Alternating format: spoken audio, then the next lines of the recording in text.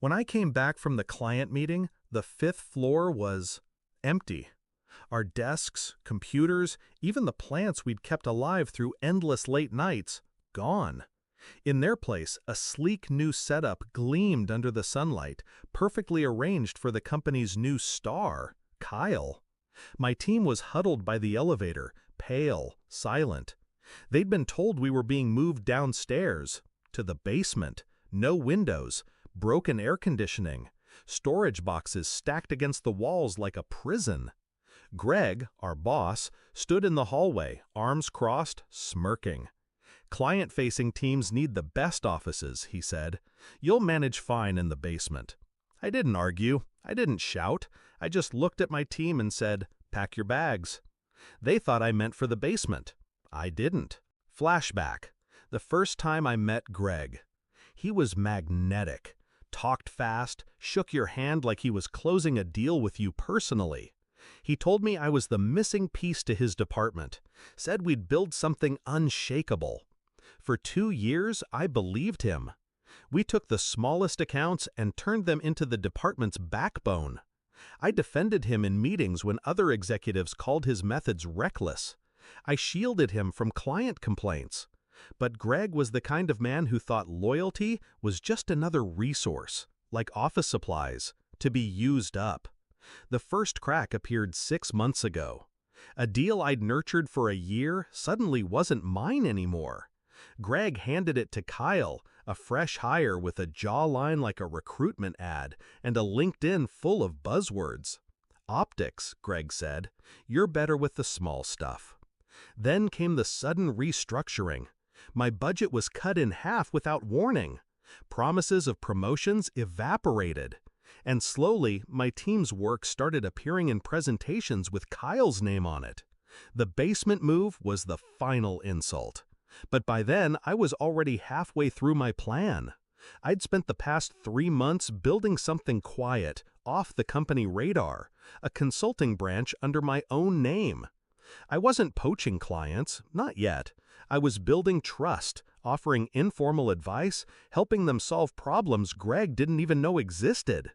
At the same time, I'd been securing NDAs with my team, side contracts, legal, airtight. They thought it was just for some freelance opportunities I might offer them later. They didn't know they were already part of a different company, mine. When Greg moved us to the basement, I knew it was time. That afternoon, I told my team to meet me at the cafe across the street after work. No company laptops, no company email. We sat in the back corner, away from the windows.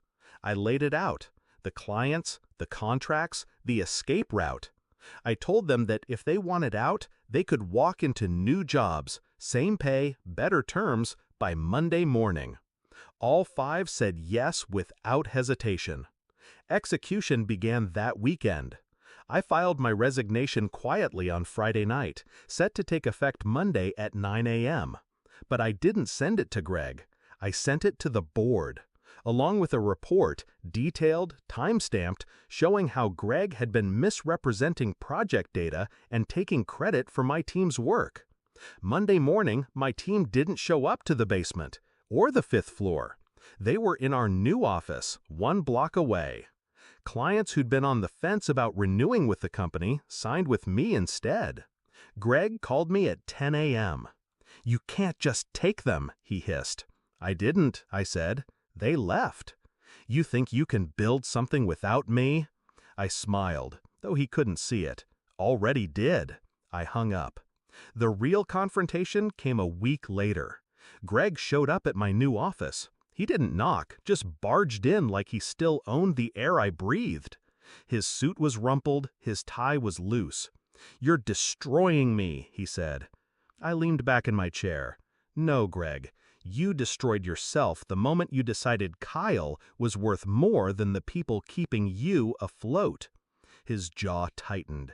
He glanced around at my team, now working in sunlight, laughing, talking.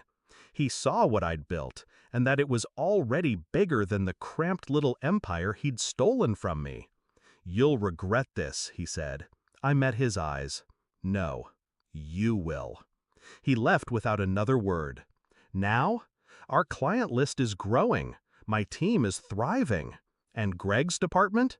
I heard they moved them to the basement last month. Kyle's gone.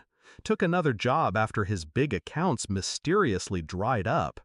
Greg is fighting to keep his title, but the board knows the numbers. They know the truth. I've learned something about revenge. It doesn't have to be dramatic. It doesn't have to be loud. It just has to be complete. When people ask why I left, I just say, the basement didn't suit me. I don't tell them that the basement was the best thing that ever happened to me, or that the moment Greg thought he'd humiliated me was the